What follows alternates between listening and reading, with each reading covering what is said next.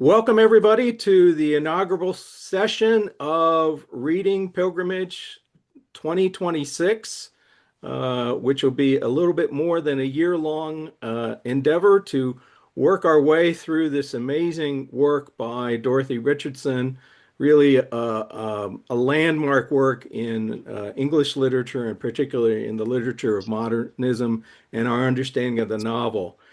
With us today as a special guest, we're really honored to have Dr. Scott McCracken, who is, among other things, the secretary of the Dorothy Richardson Society and also the editor of this amazing long-term project, which is the Oxford edition of the works of Dorothy Richardson, of which one volume has been issued so far. And Scott will probably tell us a little bit about that activity and where it stands right now. But I want to start just with a little introduction to what this is going to be like and to a little bit to pilgrimage. So I will share a little presentation here. So we will be meeting once a month, first Monday of the month, for the next 13 months to go through the book because there are 13 volumes of or chapter volumes, as Dorothy Richardson preferred to refer to them, of pilgrimage. And I thought it would be useful to start not with an immediately discussion of the first volume, Pointed Roofs, but to spend a little time talking about pilgrimage and also how we work together in this activity. So as I mentioned, Scott is joining us from London, and he's on the faculty of Queen Mary University of London, and really a central figure in maintaining interest in and extending the work of Dorothy Richardson studies. Recording in progress. Yes, please go put yourself on mute. So we don't want to have those awkward sound glitches coming up. We have a website which is intended to be really an aid for this group, but really for anybody who wants to engage with pilgrimage. It isn't the world's easiest text. Let's face that up front. But it's a text that I think those of us who have gone through multiple readings would agree that it's one of the richest texts that we have in English literature, particularly in terms of challenging how we see the world and how we see it related to us in literature. So, reading pilgrimage, we'll just talk through this for a second.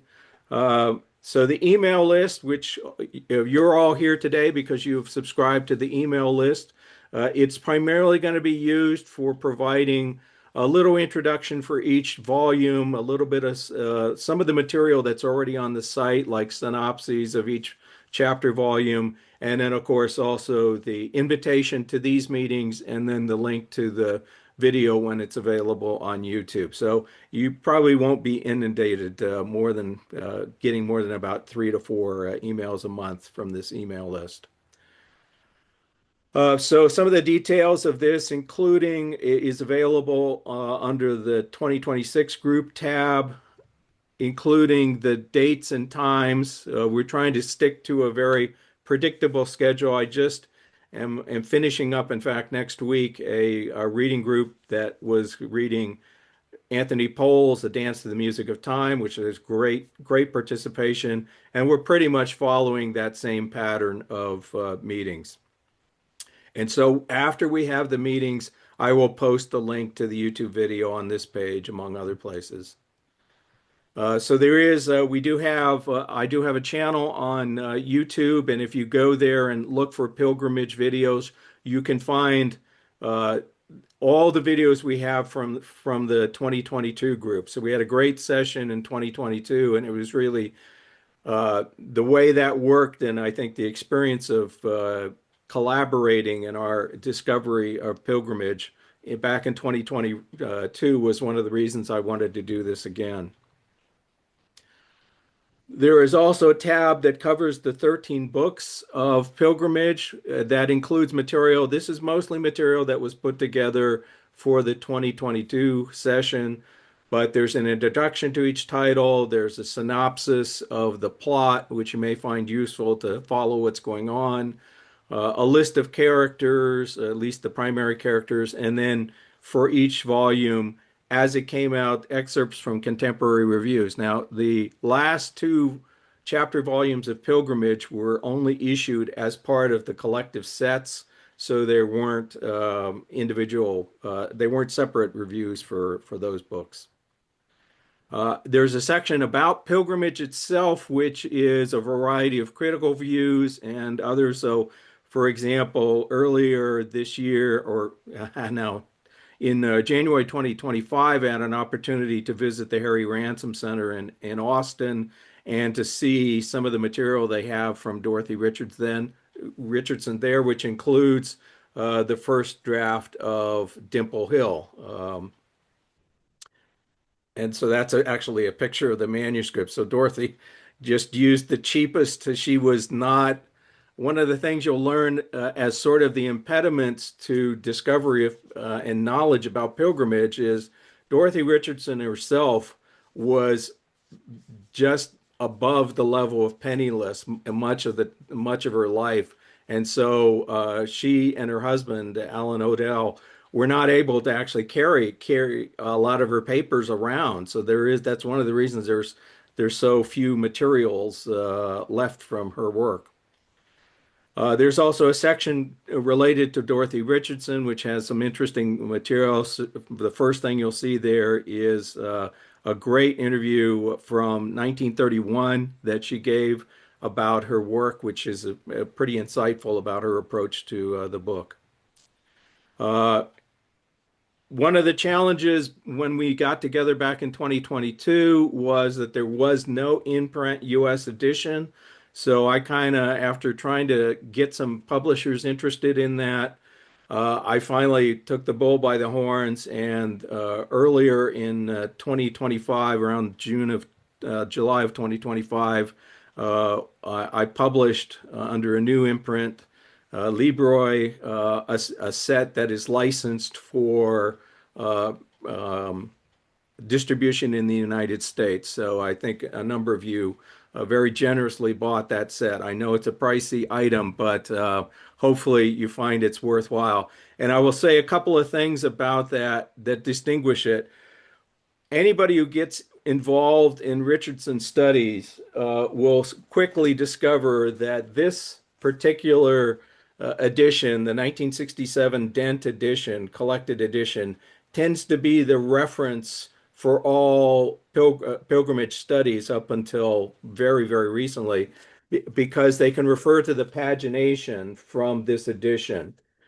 But as you get into the details of it, you'll find that there were a number of editorial decisions that were taken with this edition, both in its 1938 edition and its 1967 edition, that altered the text from what Dorothy Richardson originally intended.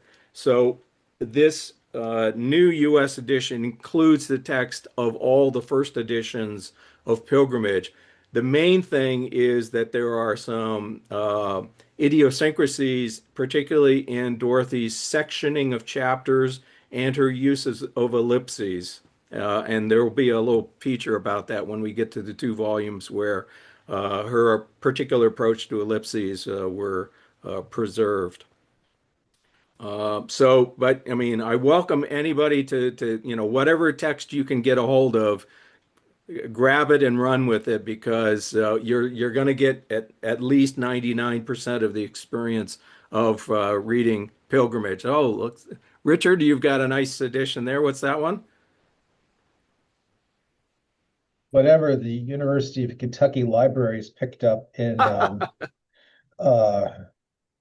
let's see, might even be before I was born, which is really frightening.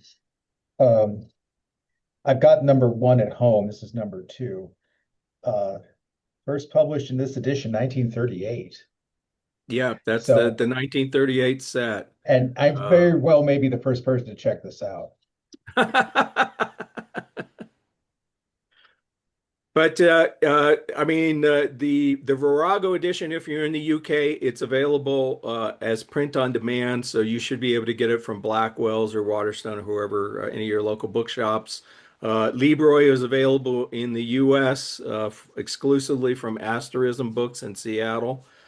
You can try to get the copies of the 67 or 38 editions. They go for ridiculous prices now because they're getting very tough to find.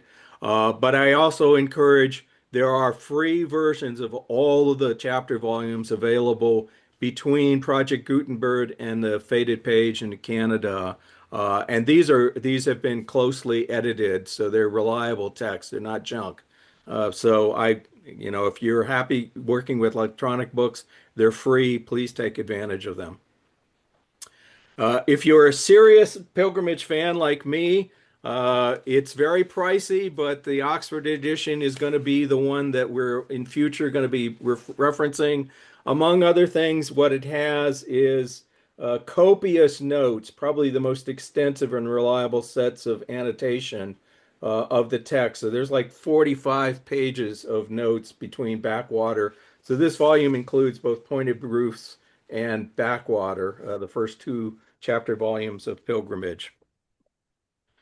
Uh, on the Reading Pilgrimage site, I also recommend some of the if you get into it, some of the things that are supplemental reading. Unfortunately, many of these books are as scarce and pricey as any of the original Pilgrimage volumes are. So, Journey to Paradise, which is a Virago Martin Classics collection of short stories and autobiographical pieces, uh, I just checked a few days ago, and those things are going for over $100 a copy, which is insane.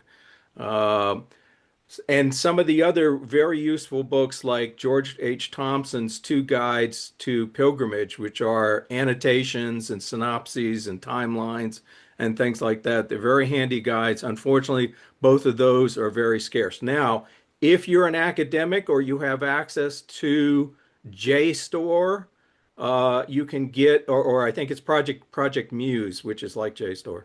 If you have access to Project Muse, you can find the full text, if your institution does, that is.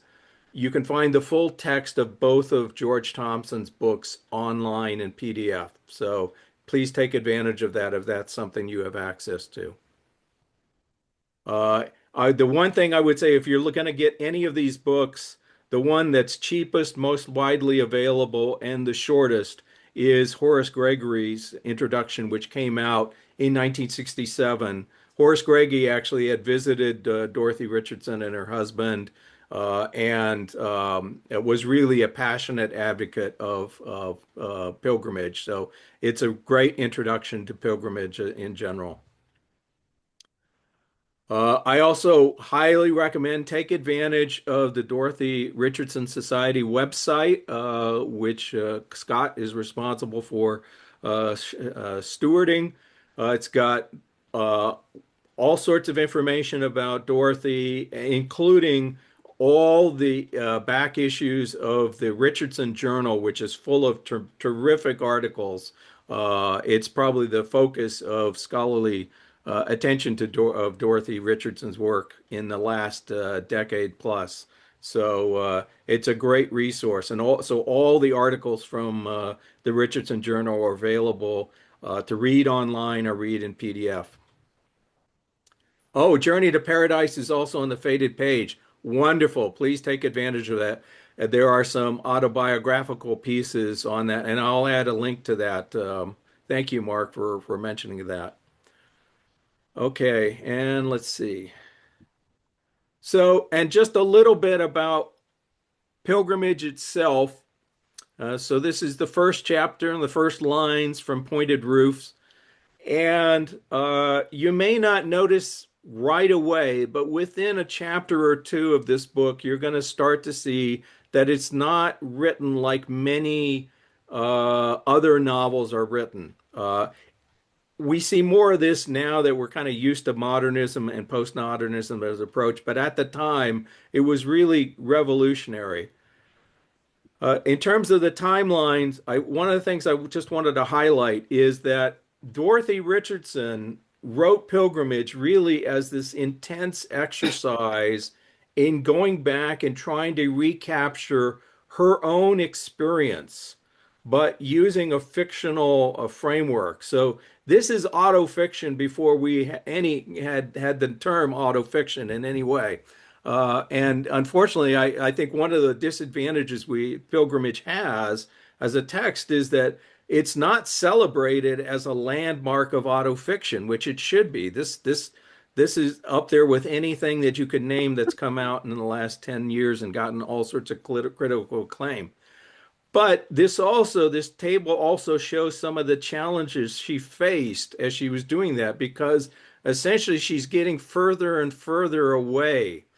Uh, and I'll show you in a moment the timelines between Dorothy's own life and Miriam Henderson, her fictional counterpart, Miriam's life. So there's a condensation, but one of the things that Dorothy definitely struggled with was as she got further and further away, particularly in the last couple of volumes. Partly it's because of how she and her husband lived. They were itinerant in a lot of ways, moving between Cornwall and London because of his health. They were dirt poor. She was often cooking and cleaning and taking care of the house and doing all sorts of other things that took away time and energy from writing. So in terms of time period, if you look at it, I think the main thing to understand is really the pivotal event in Dorothy Richardson's life is the bankruptcy of her father in the late 1880s, early 1890s. So her father inherited a small fortune from his father and grandfather, who had started were basically store owners in England, and he sold off the property for the most part and took the money, tried to invest it, but he really wasn't a wise investor.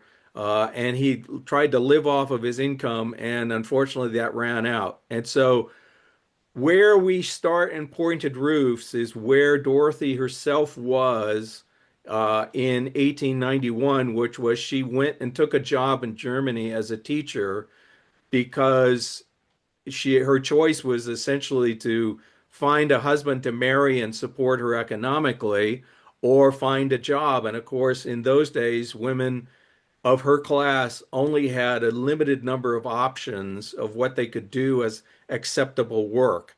And in fact, we see her in the first four volumes, we see her trying all the different variations that were sort of acceptable. So she teaches in the first two volumes, she takes jobs as teachers. In Honeycomb, she works as a governess for a brief period. And then with the tunnel in chapter volume four, she starts working essentially as a secretary slash dental assistant in a dental office in London. And that's where both Miriam and Dorothy worked for a period of 10 years. And then by the late 1900s, Dorothy began writing with the encouragement very much of H.G. Wells, and began to publish, and then uh, started work on Pilgrimage, which the first volume of Pilgrimage published in 1915. And that's essentially what she worked on as her primary project for the rest of her life.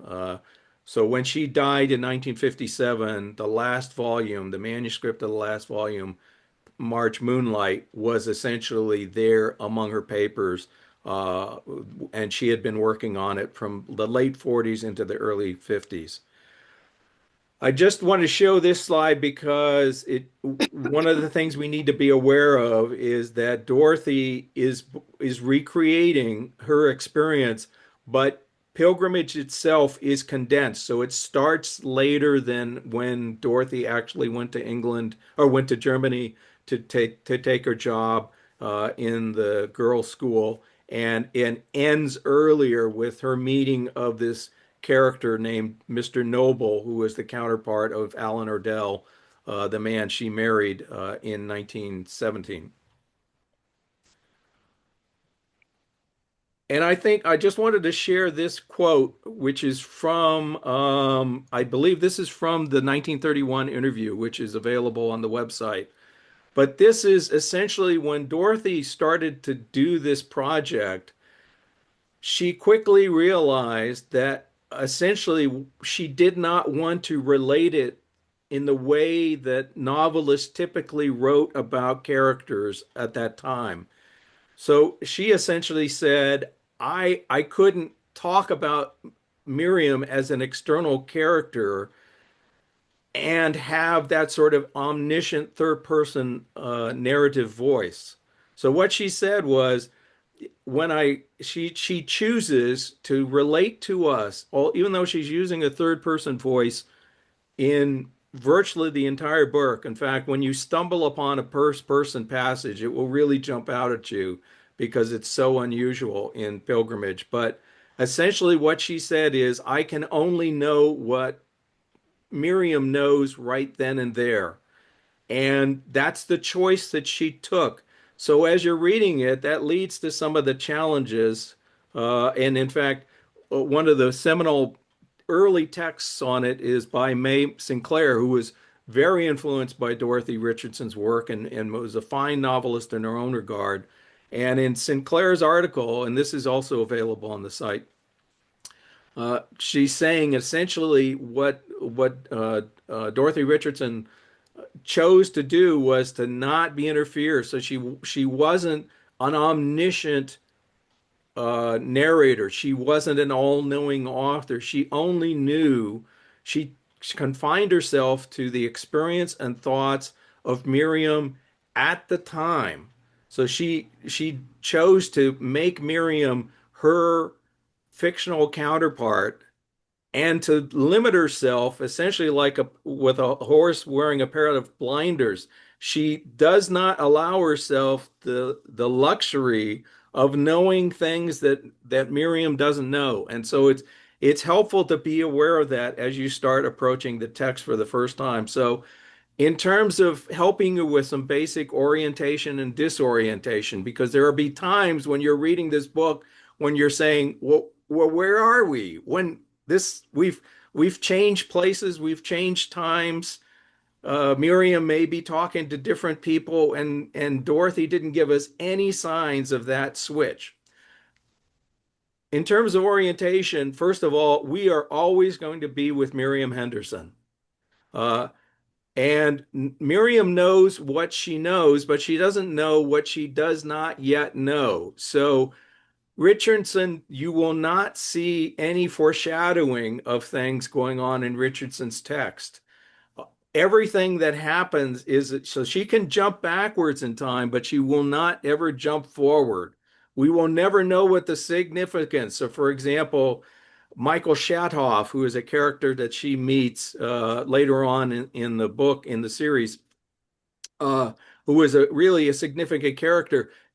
We don't, Miriam doesn't know that later on Michael will marry Amabel, who is the counterpart of Veronica Leslie Jones, a woman who was also had an intense relationship with Dorothy Richardson.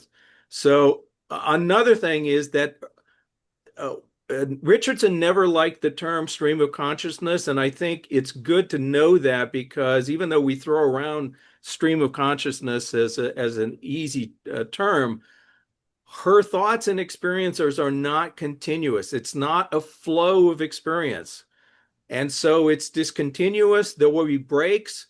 And just as our thoughts may be interrupted and we start thinking about something else, Dorothy Richardson recreates that sort of thing with Miriam, which is why there are disconnections that we encounter in the course of the text that get no explanation because Dorothy's trying to be truthful to what she remembers as the experience of the time.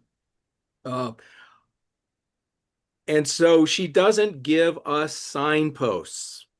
Signposts are phrases like later that day or when we finally arrived at such and such, which are, they're like the intertitles in old silent movies that to help us understand the scene change. She doesn't give us anything like that.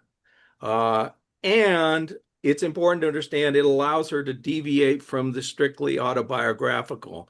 So there are many, many, many parallels between Dorothy Richardson's life and experience and Miriam Henderson's, but when it suits Richardson's purposes, they're not there. So she may combine, she may fuse characters into, several people into one. She makes up characters who didn't exist in her life. And of course, she changes names and changes time frames along the way. So with that, I will stop the lecture part. And I thought it would be useful to start by asking Scott, who I think is the pinnacle of Richardson expertise, at least with us here today.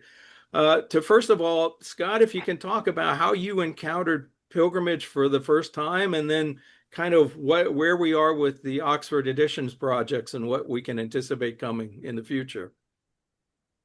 Well, thank you, Brad, and well, thank you for bringing all these people together. I mean, this number of readers is beyond my wildest dreams. Richardson is a minority interest for so many people. Um, I, I, I mean, that was a wonderful introduction, Brad, and I don't have a great deal to add. I mean, I encountered Richardson when I was a fairly young academic, um, and I was realized that I was very ignorant about women writers and particularly women modernist writers at the beginning of the 20th century. And I was really grateful at the time to Virago, who published so many of those writers. And I was lucky enough to have a lot of feminist friends who had whole shelves of green covers. And Richardson was just one of the ones I picked up. It turns out that she was born and grew up in the town where I went to school, Abingdon in Oxfordshire, although I had no idea about that at the time. Um, I think what really drew me in was her representation of London. She's at one point she calls London her mighty lover, and I'm very fond of London. I had been reading a lot of London literature before I read her. Earlier novelists like George Gissing, whom she also admired, and I just found her representation of the city and the experience of living in a city was just magnificent. And for me, I mean, I like the early bits of Pilgrimage, but the moment Pilgrimage really gets going is in the tunnel when Miriam really arrives in London as an independent young woman. I mean, Backwater also takes place in London, I have to say that, but she's not happy in North London at all. It's when she gets to Bloomsbury that it becomes exciting. And I became aware that although there were some fantastic academics working on Richardson, that there wasn't the kind of in scholarly work that had been done on other modernist writers like Virginia Woolf or even Catherine Mansfield. Um, and so I tried to get all the leading scholars together. This was back in 2007, and we set up the Dorothy Richardson Society and the journal. And then we tried to persuade publishers to publish her works in a scholarly edition. And eventually we got an insider, the late Laura Marcus, who was appointed Goldsmiths Professor at Oxford. And she was able to persuade Oxford University Press to publish the edition. Then we got some funding. This was all quite a while ago, and you're probably wondering why we haven't finished. Well, none of us were editors at that point. None of us had any expertise in textual editing, and we didn't really realize what we were taking on. So we had to kind of learn how to edit, how to be literary editors.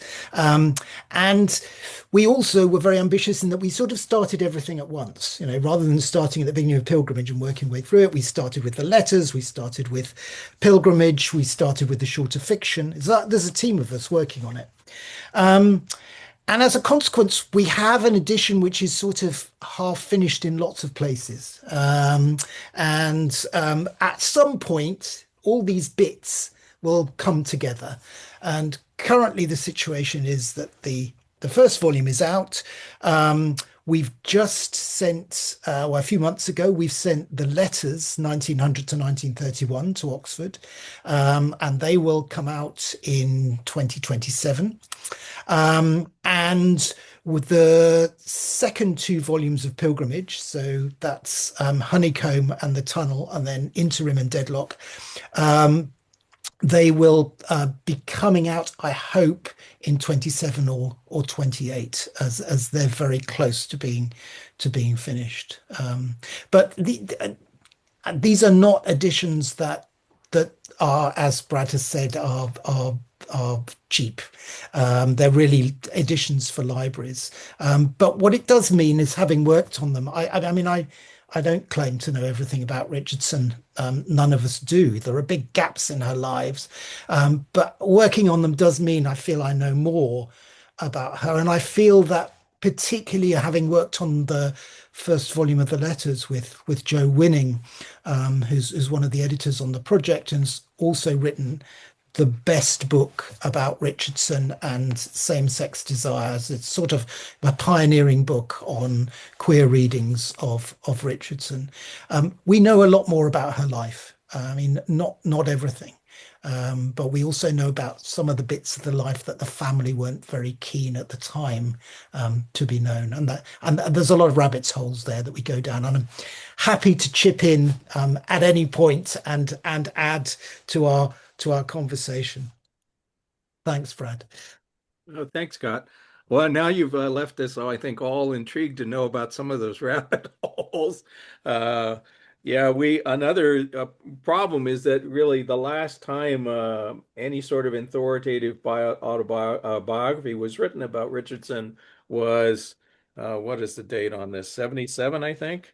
Um, yeah, That's right. 1977 by Gloria Fromm, who did have the advantage of having interviewed a number of people who knew Dorothy in her later life, including her sister-in-law, Rose Odell. But it was not, more material has been surfaced since that time. And so there are periods that are worth kind of filling in what may be glossed over. I mean, even in this book, really the first oh gosh, by page 100, we're already into writing pilgrimage, which means she's 42 years old. Um, so, there's a lot of life that kind of gets passed over quite quickly, partly because of the lack of documentation. Richardson is an interesting character because she sort of was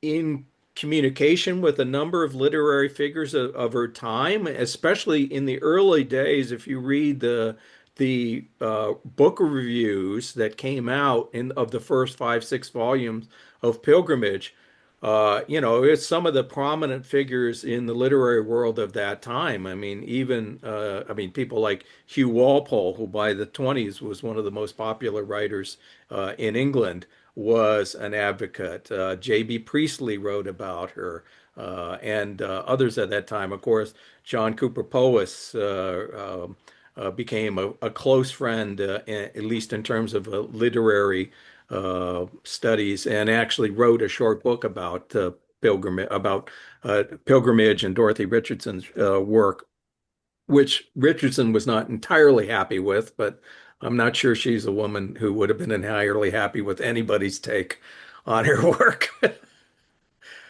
Um, I wanted to also offer, there are a few folks here today who took part in the 2022 group. So I hope they won't mind my reaching out to them. I know in particular, Karen and Horowitz and Phyllis Orrick have been doing their own two-person reading group for quite some time.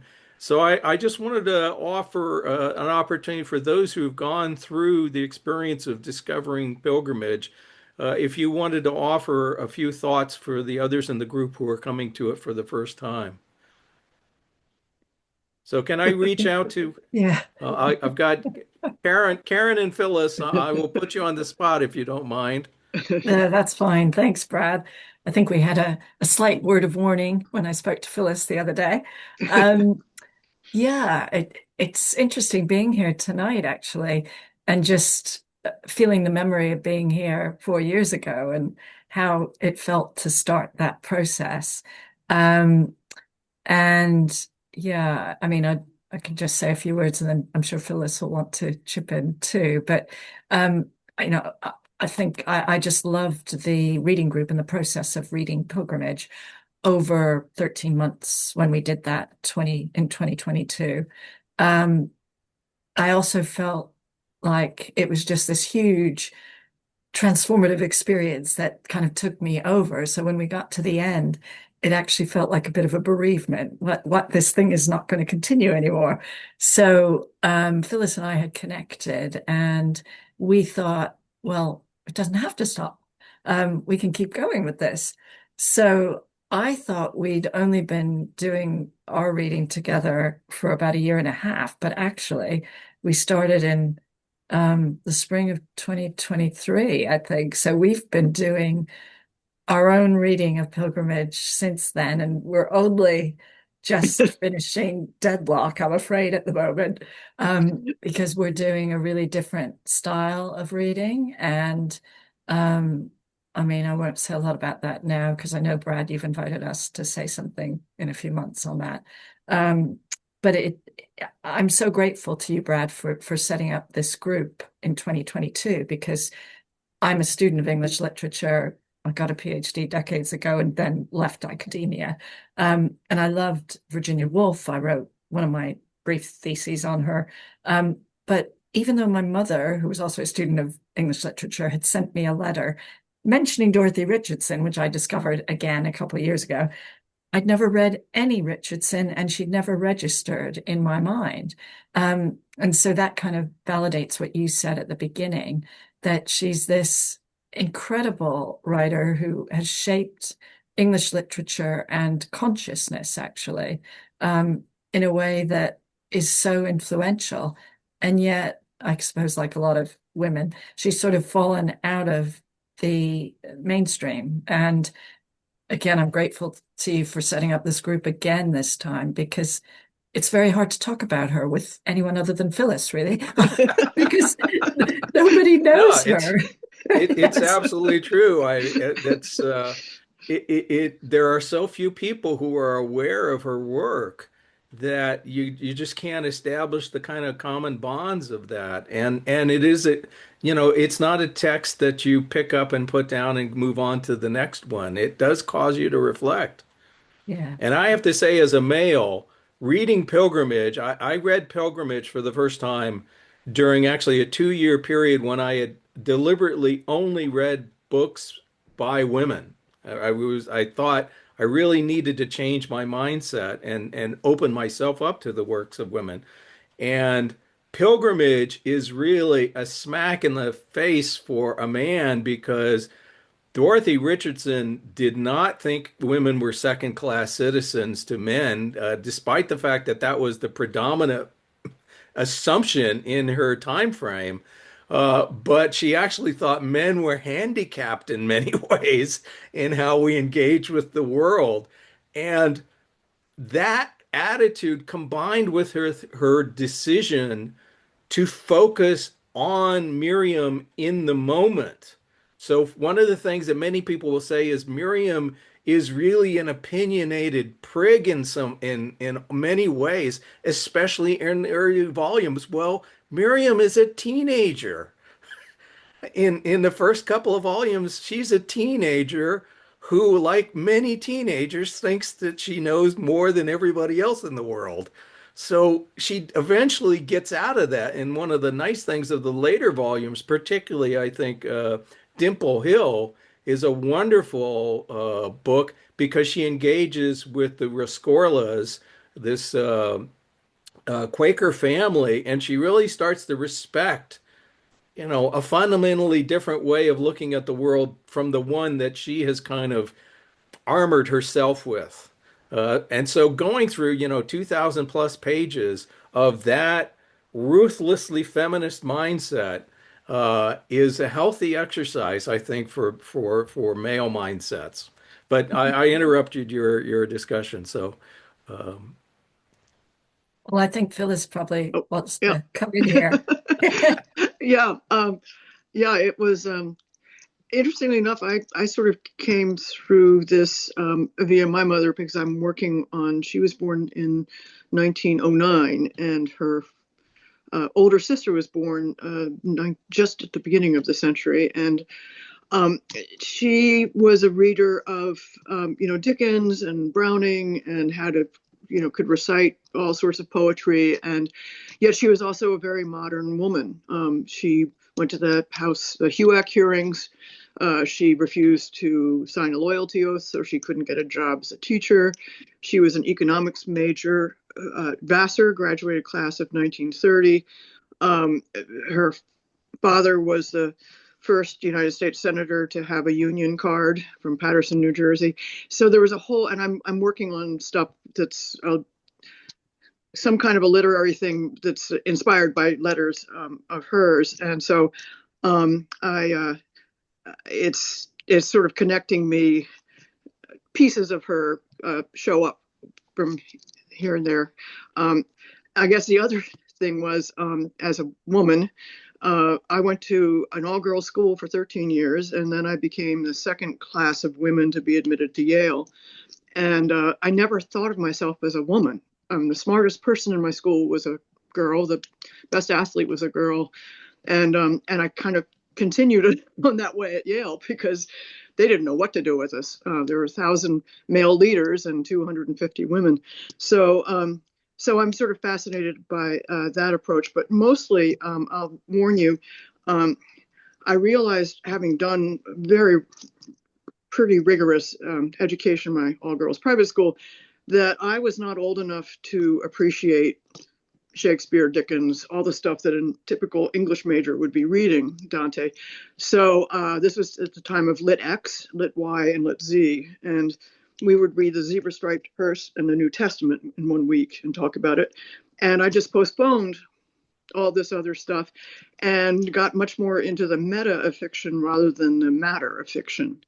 And so Dorothy really scratches that itch for me because just to let you know how far down we've gone in the addiction lane, Karen and I had a debate about ellipses and and 3 versus 4. Yeah. and when do they show up? And so everybody don't try to figure it out. Let it wash over you. Honestly. So our second time through, I felt as if I hadn't read it the first time. I mean, in a way. I mean, I knew what was there, but we started seeing stuff that we just did not see. And so, Brad, I never would have come close to trying this on my own. So what I suggest to people who are new to this is take this. It's almost like, I used to ride horses. It's like a riding ring, and they tell you all the things to do. Just ride around the ring. And things that you pick up, great. You're not going to get them all, and you don't need to have the experience. I also grew up, I traveled a lot in 1 year, and I used to say, well, if anybody goes to the same country twice, they're a loser. You got to keep doing. And I never reread a book. And we're now on what, third time, Karen, I think, if we. No, I think we're still on the second time. But I mean, we're only about halfway through. No, but this group would be the third. Oh, this time. is the third time. Yeah. Yeah. So that's, and also I really, my mother would read contemporary novels from the 40s and 50s, and little lesser extent the 60s. But I generally only read out of print books, so I can't read contemporary fiction very easily. So so this is perfect for me. It's my own little hobbit house. But I do encourage people to not, don't, there's nothing wrong if you don't know what's going on. Um, and and that's not her point, right? Hmm. So do hang in. It's slow going sometimes too. Feel free to put it down, come back in a day or two. The pace at which Karen and I are going is considerably slower. We don't meet every month, but we meet Right. every 6 weeks or so. But I'm not recommending that pace, but definitely there was a gift to give us the launch pad to go back. And don't feel like you have Yeah. to go back, but just let you know. Yeah. It's really hard to describe it until you start reading it. And even then it's hard to describe. I can't tell. Well, there's this modernist woman, and she was as well known as Joyce and Woolf. And who was she? Richardson. Never heard of her. I know. Yeah. Anyway, so I think also it's interesting as we go through it, the prose style changes radically, and Hmm. that's kind of part of the maturation of Miriam, but it's also the maturation of Dorothy Richardson as a writer and her mhm. finding her voice and style. And that's why it's so nice to do it in a group like this, because I remember on the previous occasion, I think Phyllis reminded me the other evening when we were talking.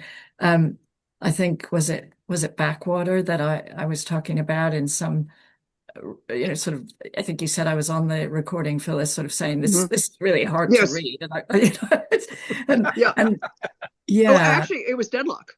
a The one, deadlock. the Yeah, one we just Deadlock. yeah. finished. I mean, And, for those of us who've been through it, deadlock is sort of it's that mile in the marathon where many runners drop by the wayside. yes, yes. Well, It is in my opinion at least, it's the toughest of all the chapter volumes to get through, partly because Miriam is then engaging with, as Dorothy Richardson did, she's engaging with the Fabian Society, which is referred as the Lycurgians in Pilgrimage, and there's a lot of sort of philosophical, political, economic, social discussions that are not in them of themselves particularly interesting, and so you've got to soldier through those parts, I think.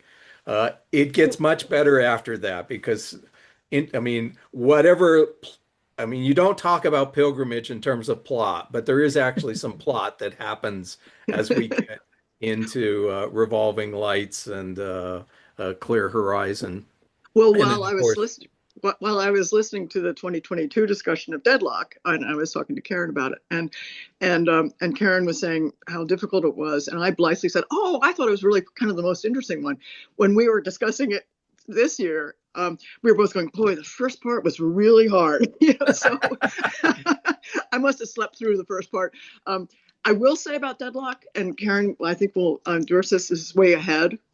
The last third gets gets back into the parts of her writing that we both enjoy. I'm not going to say better or mhm. worse. Um, and sometimes I write it. We'd be just, we're both sort of English majors. It just like you just circle a page and you say, "What do you think?" I like this. Me too. Okay. Sometimes it just hits you. You don't even have to.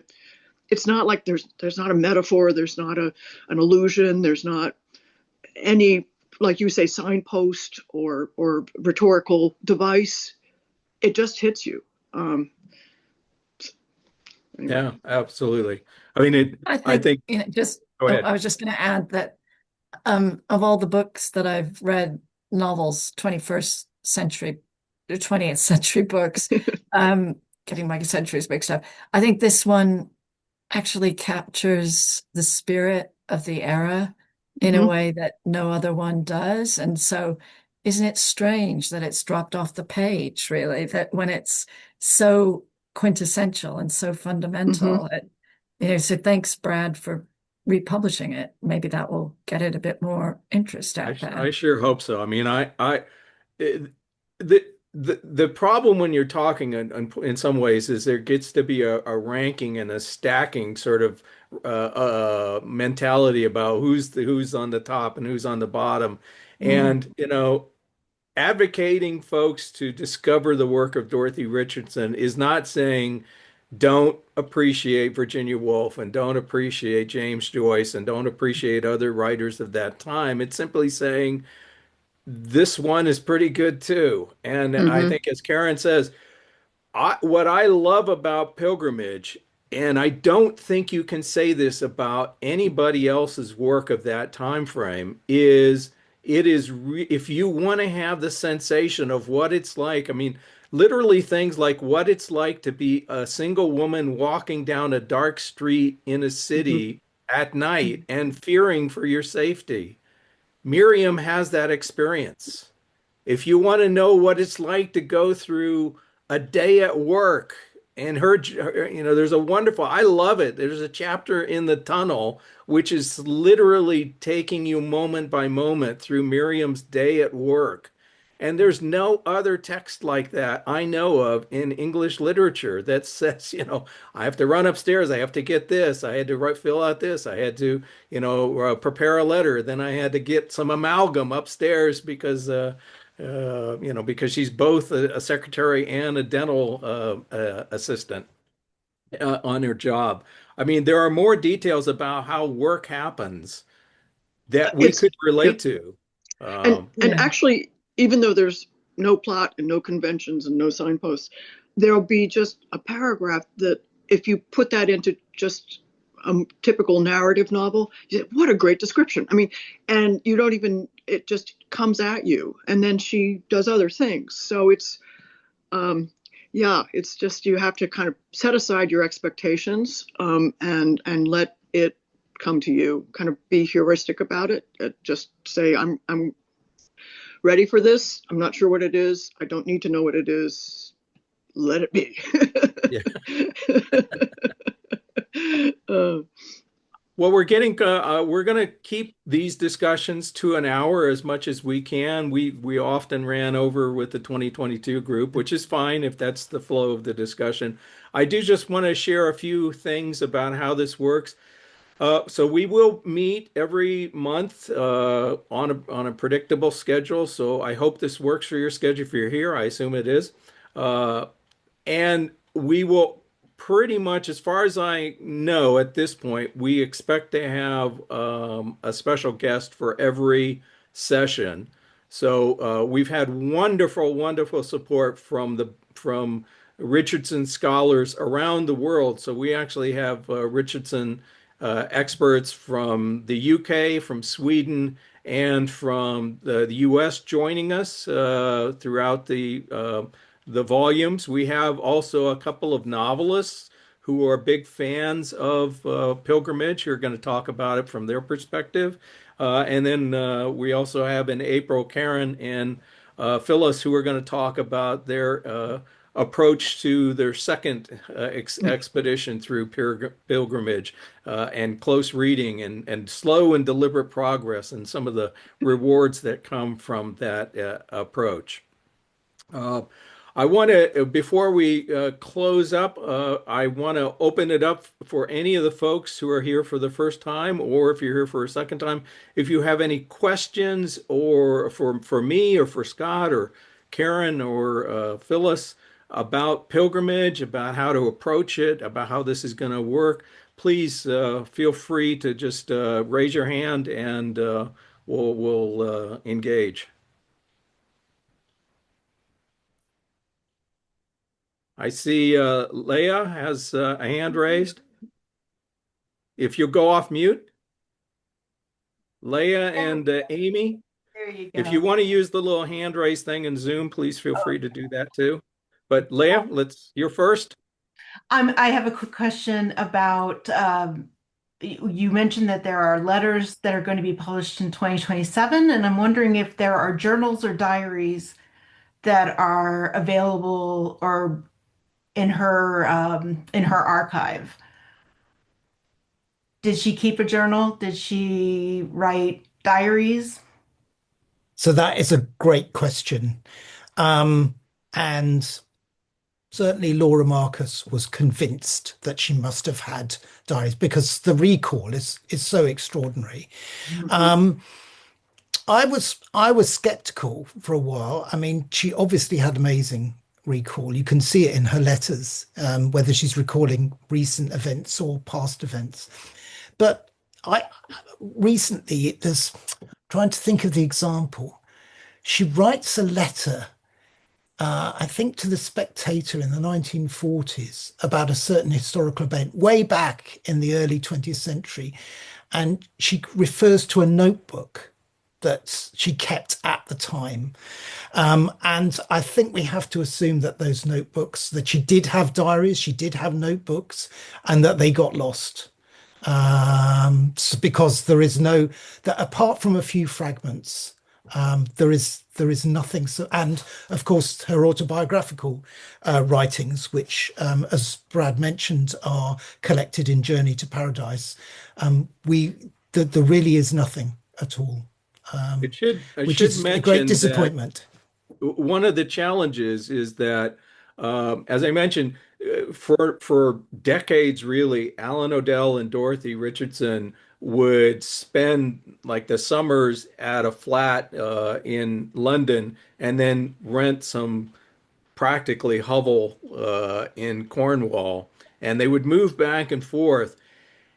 One of the years they did that, their tenant, so they sublet, if you will, the apartment to the flat to somebody else. One year they did that. They came back and they found that the tenant had actually sold off many of their belongings and probably gotten rid of some of the things that they put in storage. So this is partly due to their itinerant lifestyle from this period of time. And one of the things I saw in the Harry Ransom Center was a little note that Dorothy wrote to a dealer in London who was trying to had been approached by an American who wanted to buy her papers, and she kind of just said, "I don't have them. I I, we've had to carry. I mean, she and her husband would move from place to place, just lugging their suitcases with them. So she didn't have the luxury of a fixed address where she could keep her stuff, so to speak. So some of these things that might well have existed at some time simply don't exist today. So there are gaps in the documentation. I will mention, but while you're waiting, if you're interested in an investment, there is this collection of Richardson's letters. This was published in 1995 by Gloria Fromm, who was also her biographer. And it's a huge collection. It's like almost 700 pages long of her letters. And particularly in the later years, she was a prolific letter writer. I mean, letters that few people could imagine putting together. So it's an investment, but it's a wonderful supplemental text. Let's see, we have Amy and then Cheryl. Yeah, can you hear me? Yes. Yeah, so I just wanted to give a little recommendation, and this maybe not might not be for everybody, but I found it really helpful and added to my experience. So I've read, I think, 5 of the books so far, but I'm going back to the beginning to start with this group. And I just read Pointed Roofs to kind of be ahead of the game a little bit. But I remembered how much music she references. And so while reading Pointed Roofs, I just had my iPhone next to me. And whenever she would mention the title of something, somebody's playing the piano, what have you, I will just go on Apple Music, search for that song and play it. And then if you listen to that song and read the passage, it is just crazy sublime. Like it blows your mind. And so it's been really fun because then it really puts you in the era and you know what she's talking about. Because a lot of the music she references, I don't know what she's referring to until I hear it. And then I'll be like, oh yeah, I do know that song or whatever. So just that was my little tip for anybody that wants to do that. Yeah, I will say on the YouTube channel for the first 5 or 6 books, I put together a playlist.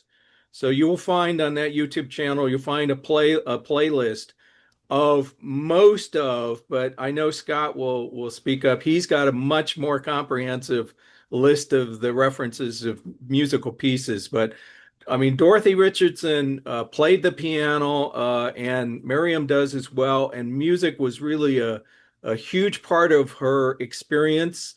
particularly in the first 6 or 7 volumes of Pilgrimage. There's constant references to musical pieces, and also she goes to musical performances.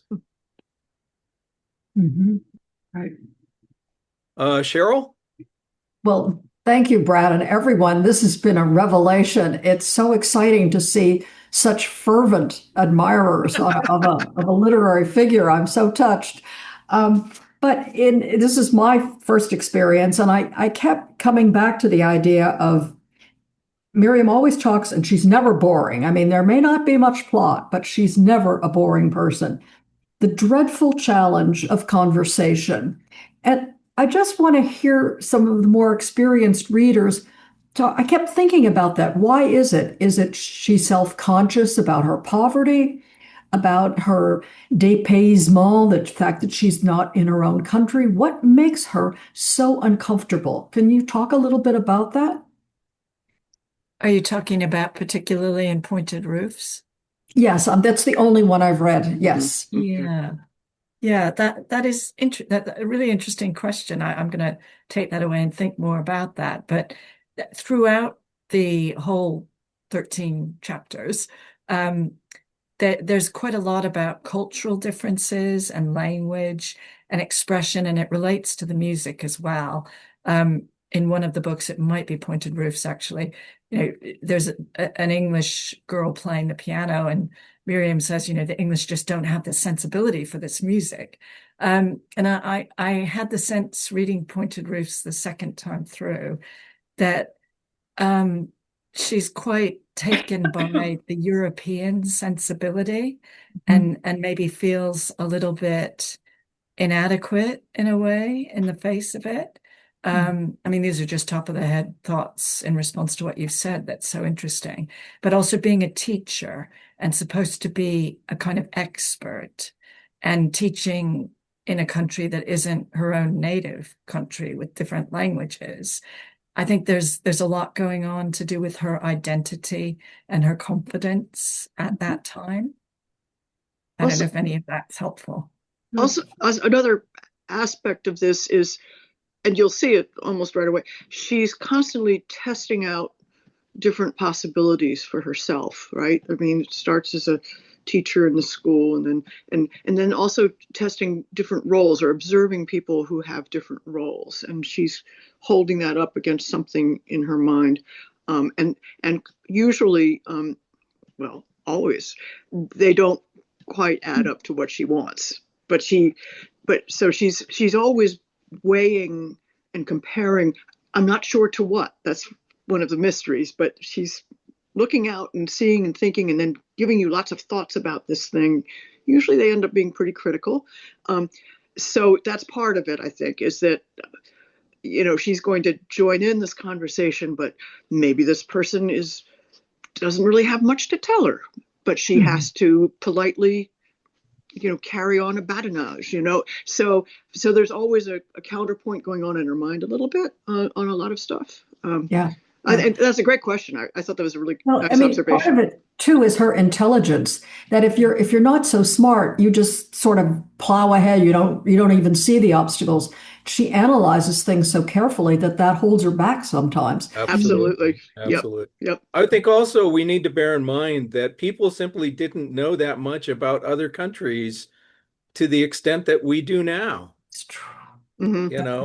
So I'm trying to think of I can't recall. Wittgenstein had a saying about an animal, a lion or somebody, but he said, even if the lion could talk, we wouldn't understand what they were saying. And that's sort of, I think, one of the things, actually, having lived in a foreign country or several foreign countries for 20 years, I think the level of understanding of navigating day-to-day interactions is grossly exaggerated about how easy it is, because I always like the movies where the guy escapes and he's talking German. It's just ludicrous, because a German would say, oh, well, you're from Saxony, or you're from the Rhineland, or you're Bavarian. I know that accent, and that accent has idiom, et cetera, et cetera. And that's part of what she's encountering is she's bewildered much of the time in pointed roofs. Hmm. And And it's much more accurate about what it's like to actually day in, day out be in a foreign country and immersed in surrounded by, a foreign world. well, also language, she does a lot of things where she'll do a phonetic spelling of the person's the way they talk, like Yeah. Bologna instead of Bologna. So and that is part of the ear that she has. And she captures it really well. And that, of course, that happens within the English society, right? If you're sitting in your nice uh, drawing room, or if you're out in the ABC, you're going to hear two different kinds of voices. Yeah. Yeah. Although let us, if you've ever read dialect novels or short stories, Right, which were super popular right. in the 1890s and the early 1900s, thank God she didn't write one of those things No, because they're yeah, just yeah, unreadable. yeah. Where No, everybody tried to reproduce the accents. yeah, So yeah. we have a couple of hands raised and then we'll wrap up in a moment. Scott and then Paul. Well, it's just a small point really about her knowledge about languages because she could speak French and German and translated from French and German. And there's bits of German in Pointed Roofs, as we'll see. And when I was working with the editor on that volume, the copy editor at OUP, she was a German translator, and she said that sometimes when the servants speak, it is phonetically Plattdeutsch, that is Low German, but it is Plattdeutsch spoken by someone who's trying to speak High German. Mm. And she's rendered that phonetically, which is not something you would ever work out Wow, wow, if you didn't know. It's quite wow, extraordinary. wow. Paul? Hey, yeah, just excited to be joining. I'm really looking forward to this. I came late today, so I apologize if this has already been covered, but like any advice from any of you who did this before on just how you broke it down throughout the month? Did you do 3 or 5 pages a day? Did you read in kind of bursts, per week? Or, like, I'm sure it's very much a personal preference thing, but I would welcome any thoughts on anyone who's had success one way or another. Yeah, I did break it down. I sort of looked at how long is this particular chapter, because it does vary. And then I thought, what's the time span? Because I always wanted to have finished it by the date of these sessions. And it worked really well doing that. I mean, the only real challenge I think we've kind of touched on that sometimes when you hit a sort of less engaging block of text, it's easy to sort of not have that motivation, but having the structure. I think it depends on what your personality type is, but being somebody who likes to have a plan and a deadline, that worked brilliantly for me. So if you're that kind of person, I'd recommend that. I think if you're somebody who's a bit more spontaneous, then maybe just give yourself some blocks of time scattered through the month and, devote yourself to it for those couple of hours or whatever. But I do think it is really useful to have finished the chapter volume before this session, if that's possible. That's great. Thank you. Okay, any last comments or questions that folks want to make? Wonderful turnout today. This is really exciting. Phyllis? I just want to say I'm not pitching this for Brad, but I did buy Brad's edition, and it is, as someone whose eyes are older, it's lovely on the eyes. The typeface is wonderful. There's just enough notes to kind of help you along without ruining the suspense. And anyway, I'm it's a big addition to the experience for me. But anyway, thank you, Brad. Yes. Well, thank you for that, Phyllis. And let me just say, having been the sole unsupported editor of that edition, if you find problems, please let me know. We can fix them. We found I'm only printing 100 at a time, so Karen. as we sell them, I get some. Karen found something you fixed. Well, yeah. Well, I mean, I one would not time, yeah. say I fixed anything. Yeah. There has been a fair amount of literature pointing out errata in the text. George Thompson did a substantial amount of that. Also, the people who did Project Gutenberg and the Faded Page also did some Okay. Eric. So I simply tried to collect all of that stuff. Well, good. Brad, excuse me, could I come in? I can't put my hand up. It's R. Eakins here. I haven't got Nope. a camera. Okay. But I'm returning to Dorothy Richardson after about 8 years, and we're living in the world of AI, so you can do all sorts of things that find out that I couldn't have found out before. But could you just say something about, if I can put it this in terms of the authenticity of the various versions as regard the ellipses, because I'm very interested in the silence. Well, I mean, Scott knows this much better and has written he and Adam Guy, I think, wrote an interesting article about editing. In a nutshell, Dorothy tried to use ellipses to convey breaks in thought and breaks in experience. And so she felt that you should be able to adapt it to recreate that sort of interruption. And her editors at Duckworth essentially standardized that to three dots in the middle of a sentence, or four dots if it includes a period.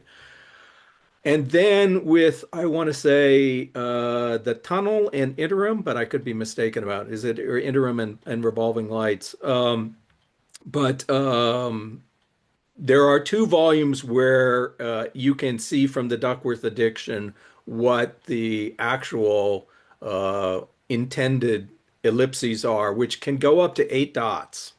And so for those two volumes in the new US edition, I tried to go through and be scrupulous about following what is there in the Duckworth text.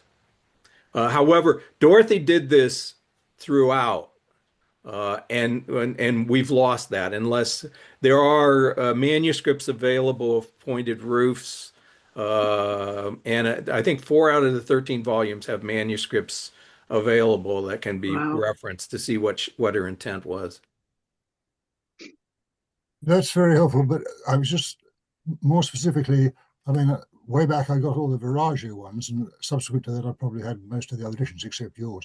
Which would be seen as the most authentic now, given that we can't get back to the real thing with it, as you say, with several of them, of the volumes or the chapters?